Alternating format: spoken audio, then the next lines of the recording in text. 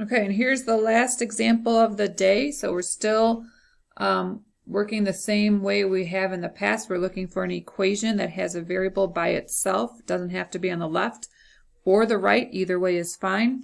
We're going to go with this first one that has a variable by itself on the left side. It's the x.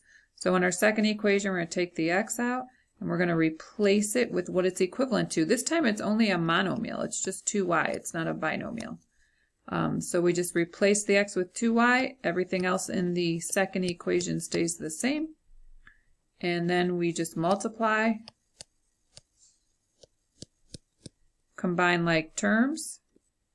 And in this case, this is another weird one. In this case, we get actually a, whoa, helps if I write the correct thing. This should be 10. We get a false statement. 0 does not equal 10. So we would say that's false. And when something's false, when there are no variables, that's no solution.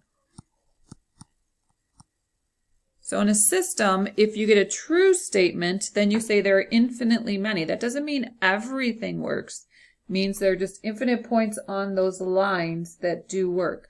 When it's no solution, visually what's happening is you're having two lines that don't cross and will never cross. They are parallel lines. So that's why there's no solution, because these two lines will never come together.